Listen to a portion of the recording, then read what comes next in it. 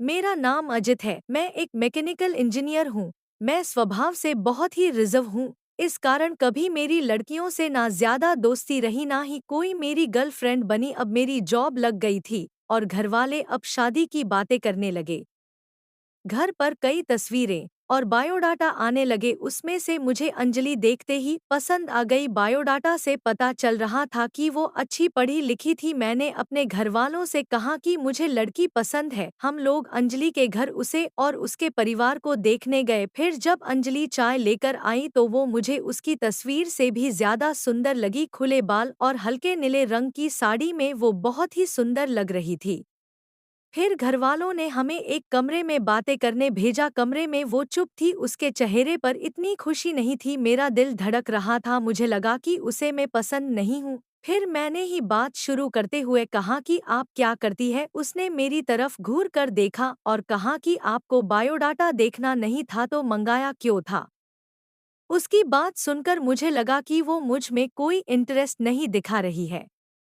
फिर मैंने उसे डायरेक्टली पूछ लिया कि आपको मैं पसंद नहीं हूँ। वो बोली मेरे पसंद की बात नहीं है। आप खुद मुझे नापसंद कर देंगे मुझे पता है। उसने कहा अभी मैं आपको ऐसा कुछ दिखाने वाली हूँ कि आप वो देखते ही शादी के लिए मना कर देंगे।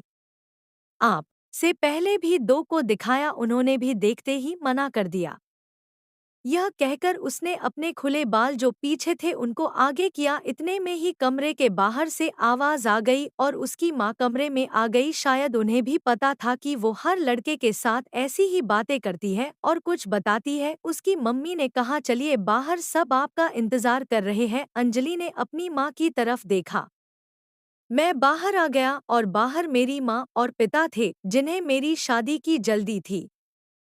वो भी मेरे मुंह से बस हाँ सुनना ही चाहते थे। मेरे आते ही मेरी माँ मुझे बाहर ले गई और पूछा कि क्या तुझे लड़की पसंद है। मैं मना नहीं कर पाया लेकिन एक बात मुझे खटक रही थी कि आखिर वो क्या बताने वाली थी। उसकी मम्मी जिस तरह से जल्दी से कमरे में आई मुझे बाहर ले गई लगा ऐसा जैसे वो हमारी बातें ही सुन रही थी। मैंने शादी के लिए हाँ कर दी। मेरे घरवालों ने उन्हें हाँ में जवाब दे दिया लेकिन अब मैं एक दुविधा में था कि मैं क्या करूं। मैंने उससे बात करना चाहा।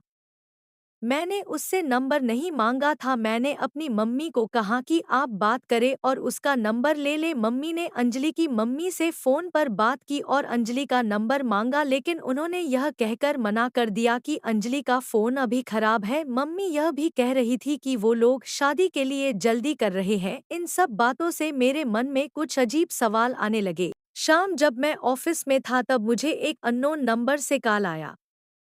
फोन रिसीव किया तो अंजलि थी। वो बोली कि मम्मी ने मेरा फोन ले लिया है। मैं कुछ बहाना करके अपनी फ्रेंड के रूम पर आई हूँ। उसी के नंबर से फोन कर रही हूँ। क्या तुम मुझे अभी मिल सकते हो। मुझे वैसे भी उससे मिलना था। अंजलि के बताए एड्रेस पर मैं जल्दी से पहुंचा। वो उसकी फ्रेंड का रूम था। मैंने जाते ही पूछा उस दिन की बात अधूरी रह गई थी और तुम्हारी मम्मी तुम पर नजर क्यों रख रही है। अंजलि बोली मैं तुम्हें कुछ दिखाना चाहती हूँ। उसके बाद तुम्हें तुम्हारे सारे सवालों के जवाब मिल जाएंगे। अंजलि आज भी बाल खोल कर आई थी। वो पीछे मुड़ी और अपने खुले बालों को पीठ से आगे की ओर किया। तब मुझे पता चला कि वो क्या दिखाना चाहती थी। उसकी गर्दन पर एक टैटू था सुयश नाम का।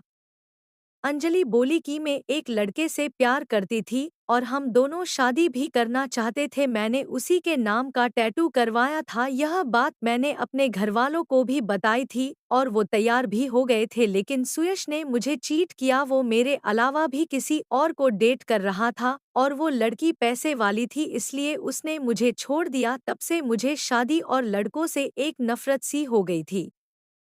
उस लड़के को मैंने बहुत प्यार किया लेकिन उसने मुझे धोखा दिया।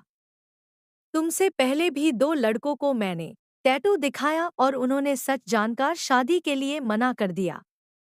मम्मी इसलिए मुझ पर नजर रख रही है कि मैं तुम्हें भी कहीं सच ना बता दूं लेकिन मैं लड़कों की तरह नहीं हूँ।